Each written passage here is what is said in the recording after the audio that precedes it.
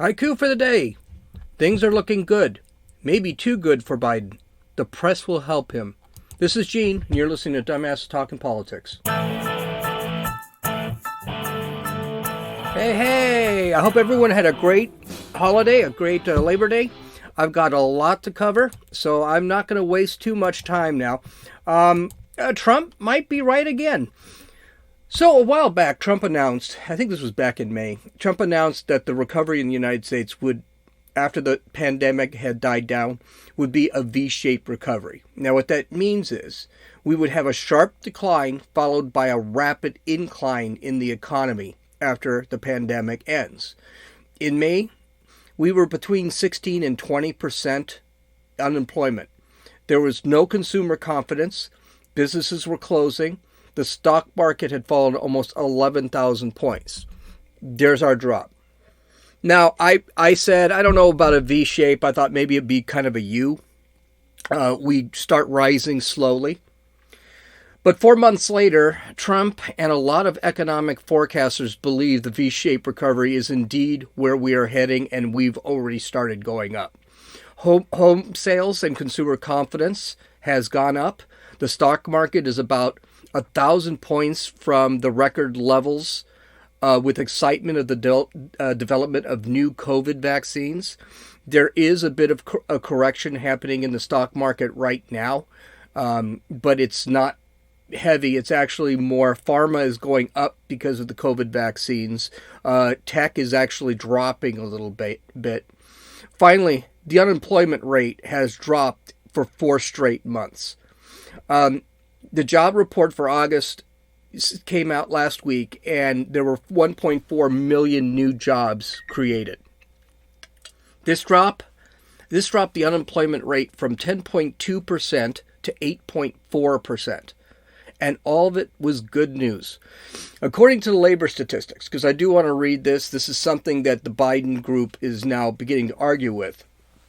Bureau of Labor Statistics said, quote, among the major groups, the unemployment rates declined in August. For adult men, declined 8%, adult women, 8.4%, teenagers, 16.1%, so teenagers are going out there and working, whites 7.3%, and blacks 13%. And finally, Hispanics 10.5%. The job rate for Asians 10.7%, changed little over the months.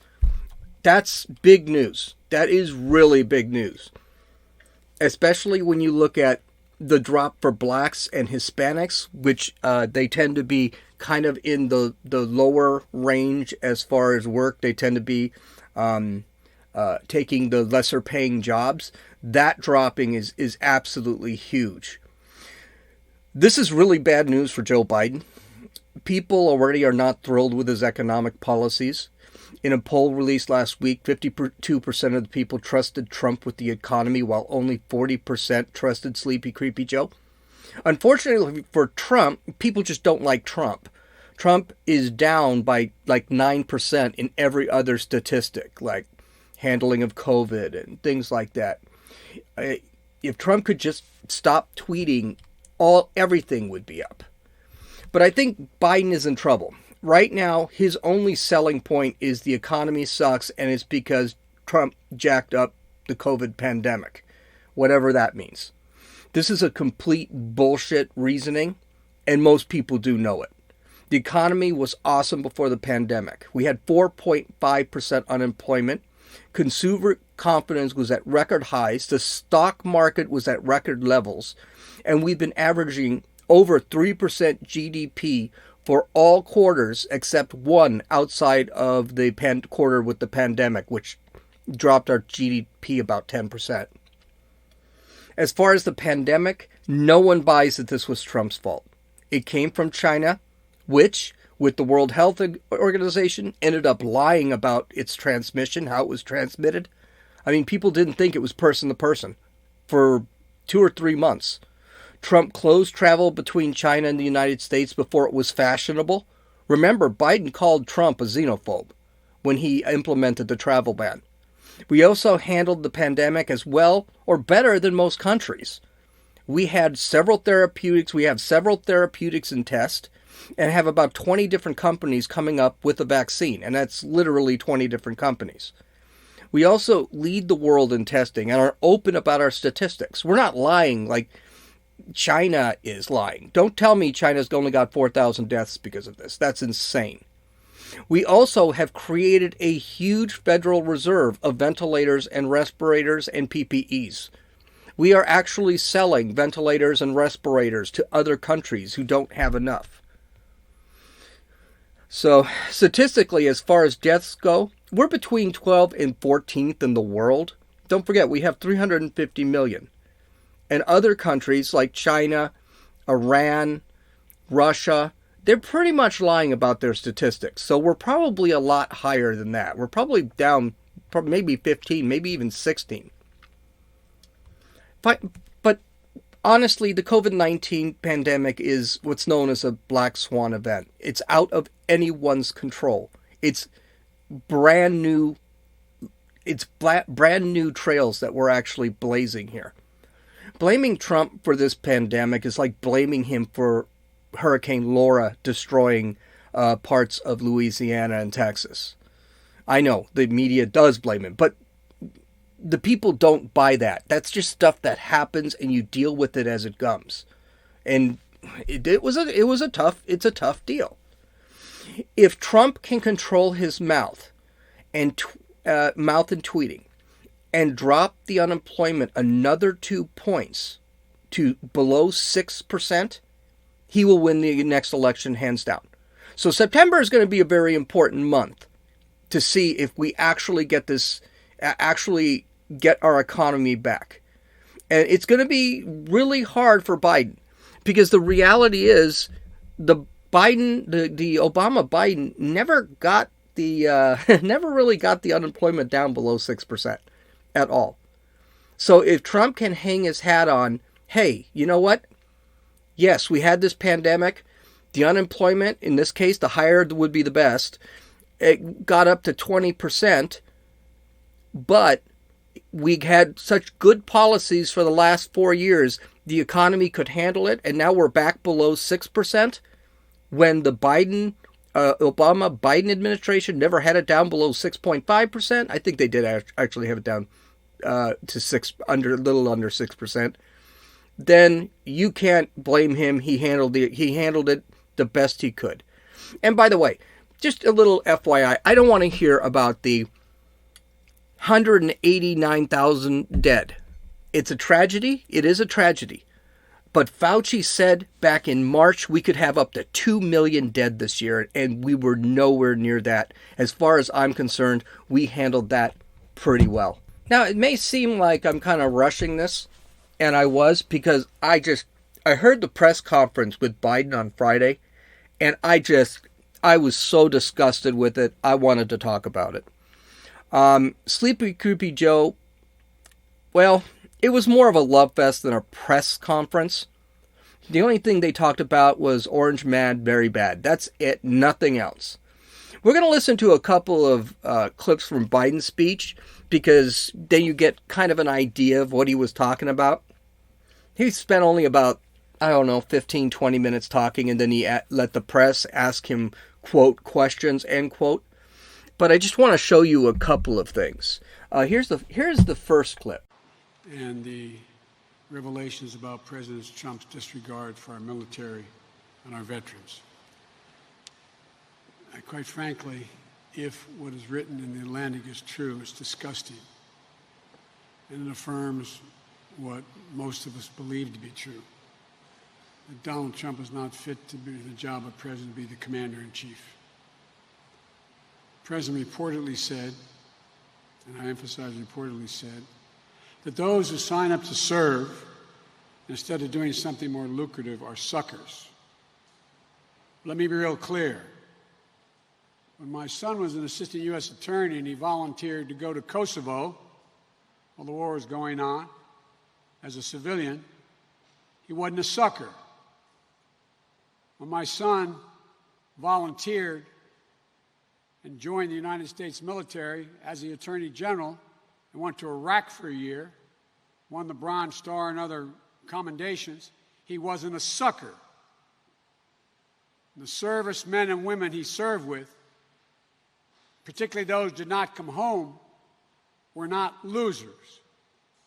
If these statements are true, the President should humbly apologize to every Gold Star mother and father and every Blue Star family that he's denigrated and insulted. Who the heck does he think he is? Is it true? Well... Okay, this was about the Atlantic story. I'm sure you've heard that was released this weekend that basically said that Trump had called soldiers who were died in combat losers and not heroes and things like this. Now, I do want to point something out. Biden said 5 or 6 times this entire day, if the story is true, if it is true. We already know the story's not true. Trump said the story was not true. Everyone who was with Trump said it wasn't true. John Bolton, who was fired by Trump and wrote a tell-all book about Trump and is not a fan of the president, said in a CNN interview that Trump never said anything like that. And people, why are people listening to The Atlantic in the first place? The magazine hasn't been relevant in over a decade. And supposedly, this happened over 2 years ago. Why is it being brought up now? Could it have something to do that this is a presidential election? Yes. Remember I told you this is what's going to happen. People are going to start talking. We're going to make mountains out of molehills. And that's exactly what this is. Here's him talking about the great economic news we received last week. Something that was not probably great news for him. Listen up.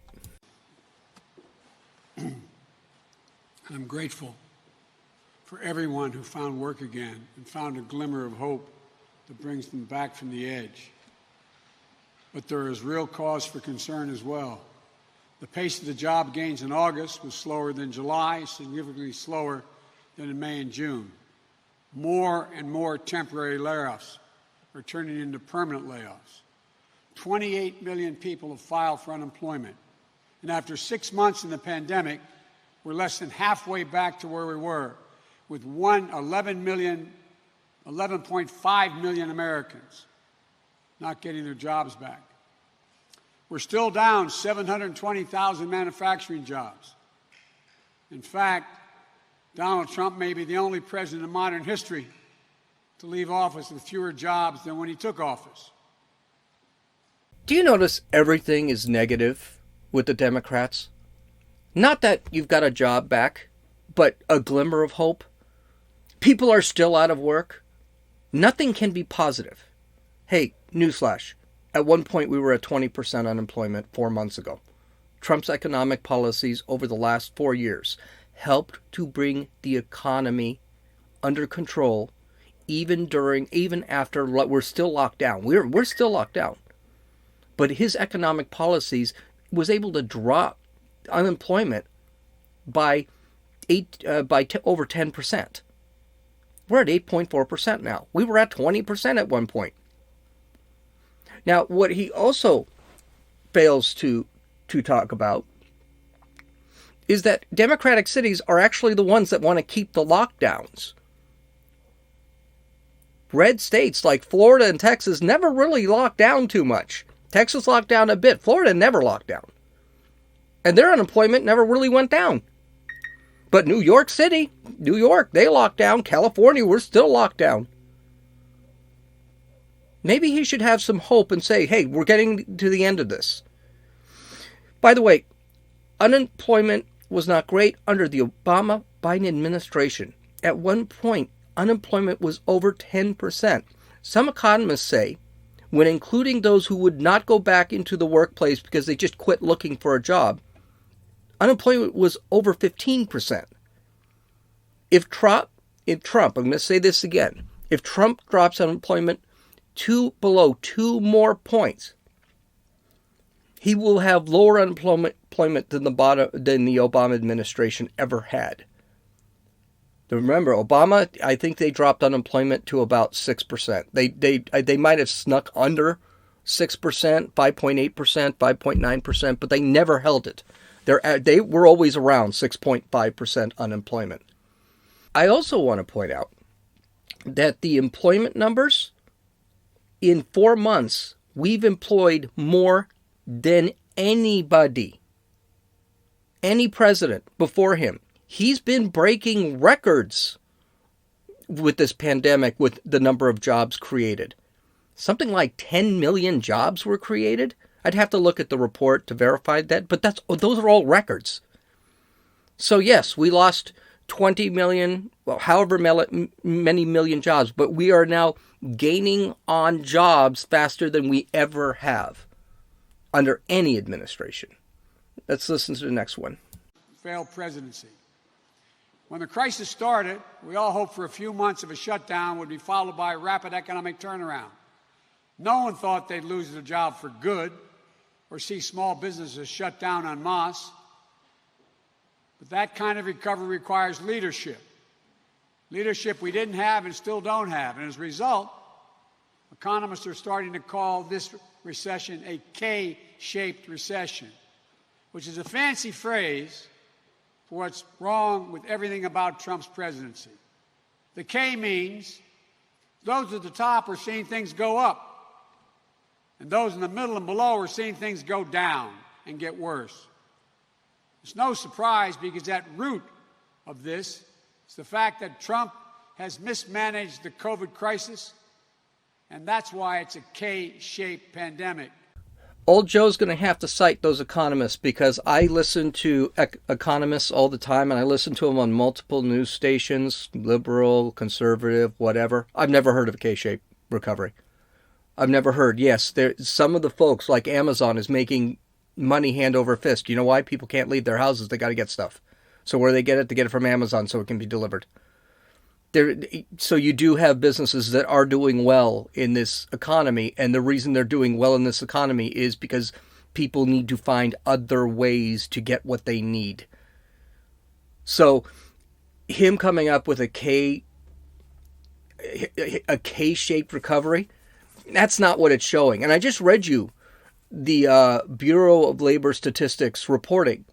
It's not just the rich that they're getting employed again. And as far as saying, well, people are going to lose their jobs, well, yeah, but you guys keep shutting down the economy. You don't want to open up the economy. One other thing he also mentioned was that, our kids need to go back to schools. Yeah, they do. But it's not because the parents don't want to send their kids to schools. It's because in these blue states, blue cities, look at New York City, look at California, Los Angeles, they are actually threatening, the teachers' unions are threatening to go on strike in order to avoid going back to school. So these folks want to basically get paid to stay at home and do whatever Mickey Mouse teaching there is. And finally, here's something that was really telling about this, quote, press conference, end quote, that happened right before he decided to get to questions. Asking the question is, we hear so many parents call and ask us, educators as well, who feel like they're in an impossible situation. What are they supposed to do with our children when the president has made it so hard for schools to reopen safely? What's the alternative when it's devastating to keep them isolated from their friends and their support systems? I also said earlier this week, to the shock of many, that we lost more cops this year to COVID than on patrol. It's a reminder how an already dangerous job, law enforcement, has gotten more dangerous because of Trump's mismanagement. Yeah, this is a foreshadow to the listener that this entire press conference was going to be scripted and controlled by Biden's aides, not by Biden.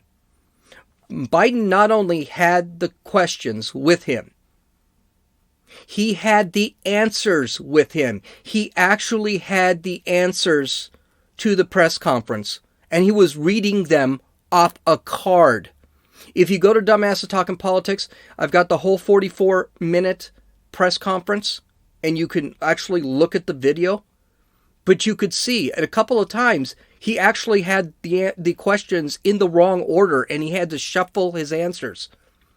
It was terrible. He even pulled one card out of his wallet to make sure that was out of his pocket, because he didn't know if this was the right one. Have you ever seen President Trump do that? Have you ever seen him walk into a press conference with notes and then turn the notes when they asked him a question? Have you ever seen a reporter sit back and ask him a question that was actually pro-Trump? Well, we're going to get into that. We're going to see this. But it just amazes me. Now, let's go over the questions of the press conference, because this is going to be the fun part. And then I've got some questions I would have probably liked to have asked if I was doing the press conference. So let's go over some of these questions. There are about 6 of them. Thank you, sir. This morning, in reference to that article in The Atlantic, in a call convened by your campaign, Khizr Khan said that the comments demonstrated that President Trump's life is a testament to selfishness, and that his soul is that of a coward. You've talked about this as a different view of how you see the job as president. But when you hear these remarks, suckers, losers, recoiling from amputees, what does it tell you about President Trump's soul and the life he leads?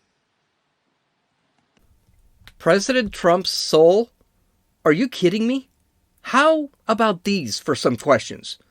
President Trump and his staff at the time, including John Bolton, said that those comments never happened. Why do you think it took over 2 years for this information to come out? And do you think President Trump might be onto something when he calls the news media fake news? How about this? You have also talked about your love of the military, but didn't the Obama-Biden administration actually cut funding to the military by 25%, while the President Trump actually raised military funding by 25%? This is going to be the only time I actually put in a clip of Biden's answer, because it's kind of telling. Listen to this one. If it's true, and based on other things he said, I believe the article is true, I'd ask you all the rhetorical question. How do you feel? How would you feel if you had a kid in Afghanistan right now? How would you feel if you lost a son, daughter, husband, wife? How would you feel, for real? I know that's not your job to express that feeling, but you know. You know in your heart, you know in your gut. It's deplorable. It's deplorable. Again, Biden says, when he's referring to this Atlantic story, if the story is true. How about innocent until proven guilty? The other thing bothers me is his use of feelings. How do you feel about it? I know how I feel. I'm angry. You know, here's what I don't like about a president. Reason. Policy requires reason. When you're creating American policy, it's not always a policy is going to be something that's going to benefit a majority, but there is going to be that minority that is not going to be benefited from a policy. You got to be able to use reason to weigh that. Today we're stuck on feelings. Feelings don't mean dick, as far as I'm concerned. Empathy is not the way to create policy, because that's how policies never get created. We're trying to be empathetic. It's stupid. I also find it curious why Biden has decided to use the term deplorables. This was something I was shocked. And he didn't do it just once. He did it in his speech. He did it 4 times. Is this something you want to get associated with? The failed campaign of Hillary Clinton? And really a big reason why she failed was showing disgust for Trump supporters by calling them a basket of deplorables? Very odd. I think that is actual political malpractice on whoever wrote these answers. I think that's political malpractice, and that's going to come back to haunt them. I am almost sure of it.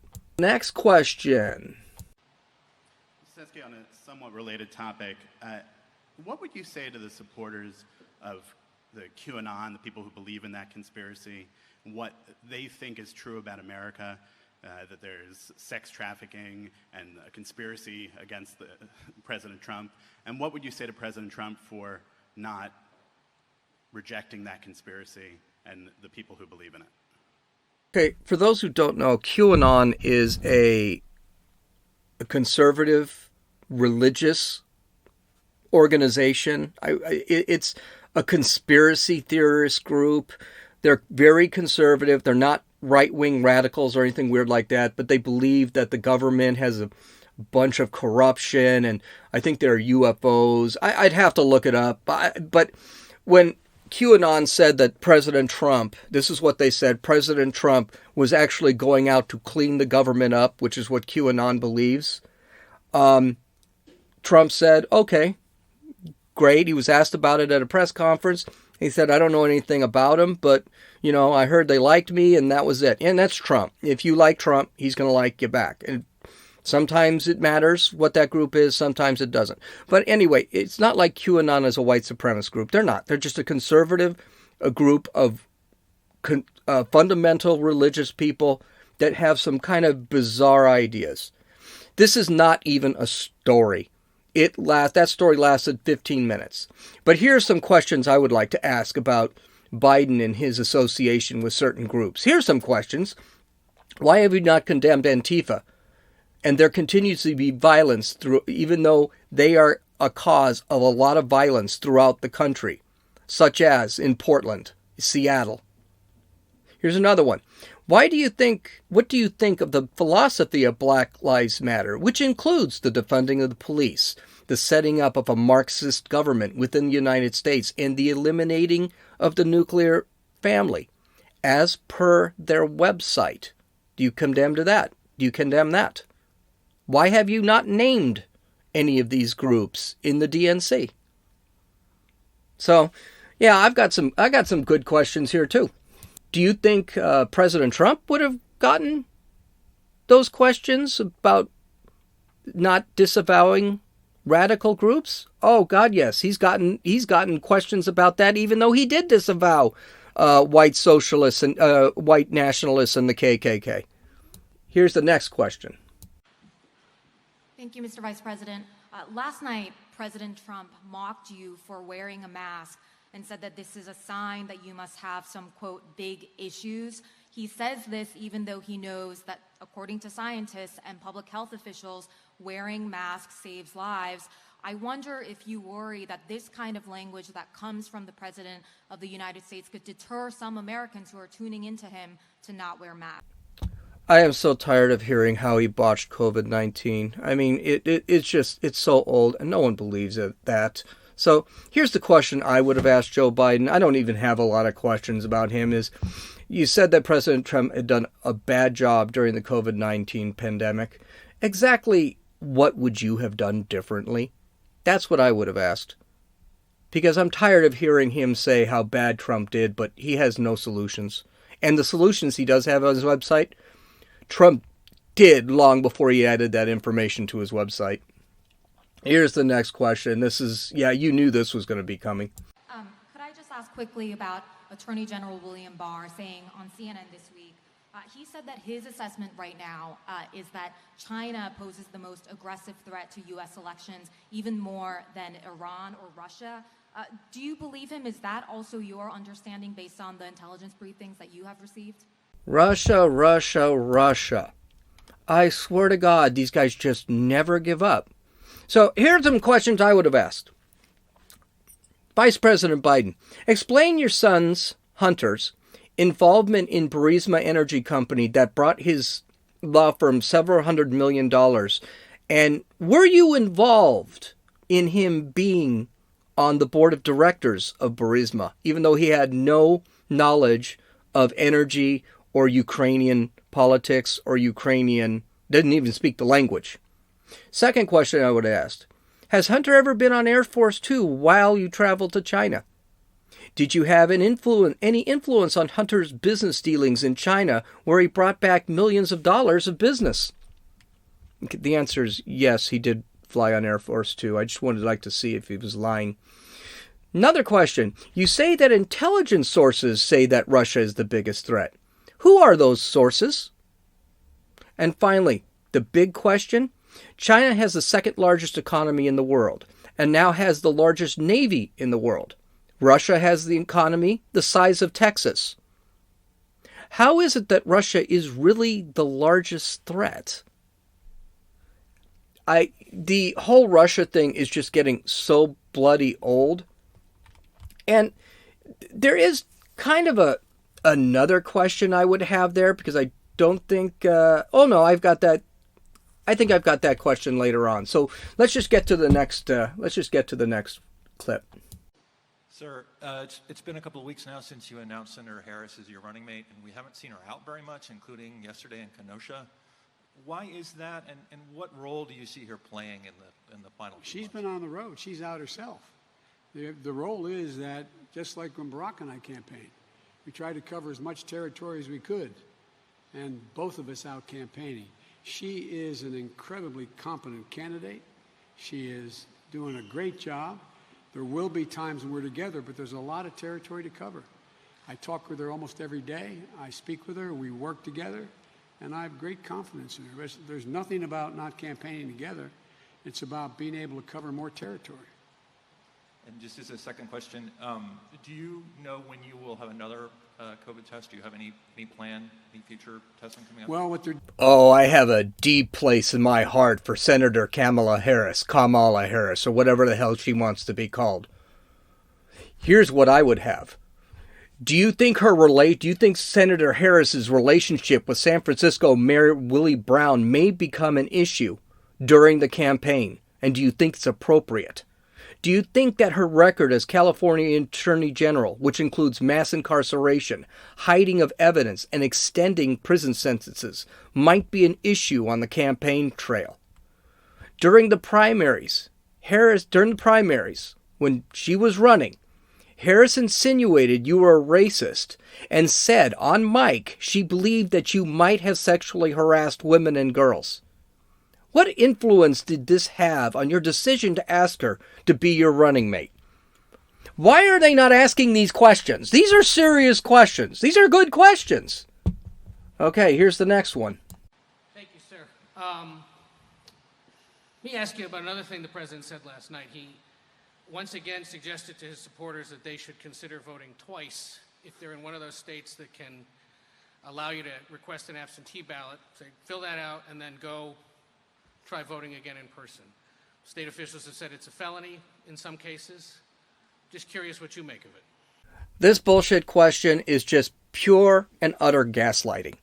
Trying to take words out of context and shit like that. That's what it is. Trump did not say to go out and vote twice. He was pointing out that there would be a real spread of corruption with mail-in balloting. But here's my question. We have been voting the same way for over 200 years. Why suddenly change the way we vote? Now, I know what he's going to say. Well, COVID. Well, I know, but if you're worried about COVID, then you order an absentee ballot. You don't just say whole states should do mail-in balloting. People like me, people like 18-year-olds, wearing masks and socially distancing, should be going to the polls to actually vote. If I'm worried about catching COVID and possibly dying, or my 85-year-old grandmother, God rest her soul, she's not around, is worried about it, she can order an absentee ballot. It's a bullshit question. So even if he said, well, it's because of COVID, I'd say, well, no. I mean, COVID seems to be shrinking away, and we're taking this all to extremes, and it's never been tested.